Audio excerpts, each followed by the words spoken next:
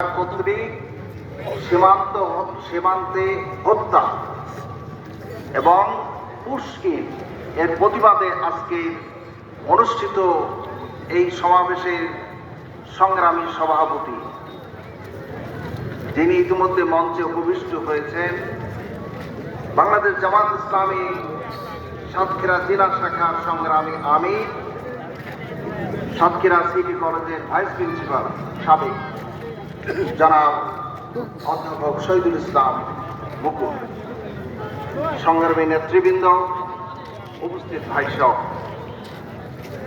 মূল কথা নেতৃবৃন্দ করবেন। আমার পরিচয় দেওয়া হয়েছে, আমি আইনজীবী।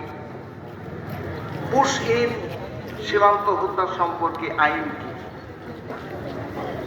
পাসপোর্ট অ্যাক্ট প্রত্যেক দেশেরই এক একটা সীমানা থাকে। বাংলাদেশের মানুষ যদি অবৈধভাবে সেখানে যায় বা সেখানকার মানুষ এখানে আসে, তাহলে ওই সংশ্লিষ্ট দেশে ফেরত দেওয়ার জন্য একটা আইন আছে। আমাদের দেশে সেটা হচ্ছে 11C অর্থাৎ 11 খ ধারা। এখানে বলা আছে ওই ব্যক্তিকে শনাক্ত করে তাকে আইনের মাধ্যমে যথাযথ কর্তৃপক্ষের সহযোগিতায় সেই দেশে পাঠাতে হবে।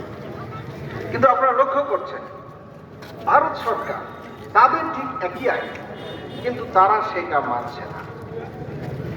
তারা ওই শহরের কিছু কিছু লোকজন আছে, ময়লা ফেলার জায়গা নাই, বাড়ির ময়লাগুলো পলিথিনে ভরে চতুর্দিকে ফালুক ফুলুক করে।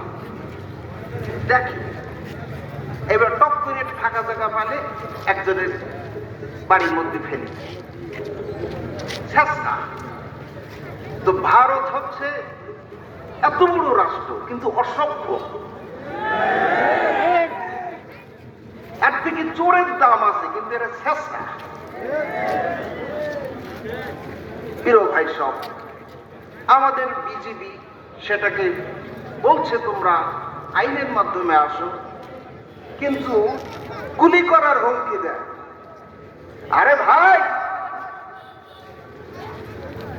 তুমি কাদের গুলি করার হুমকি দেখাও?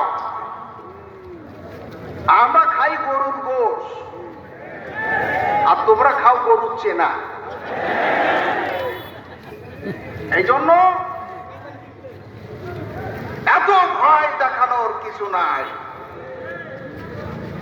আমরা প্রতিবেশী হিসেবে আইন কানুনে যা সমর্থন করে আমরা সেটা মানি, কিন্তু ওই তোমাদের পোষ্য গোলাম যা পালিয়ে গেছে, এই সীমান্তে উৎপাত করে তাদের ফেরত আনা যাবে না।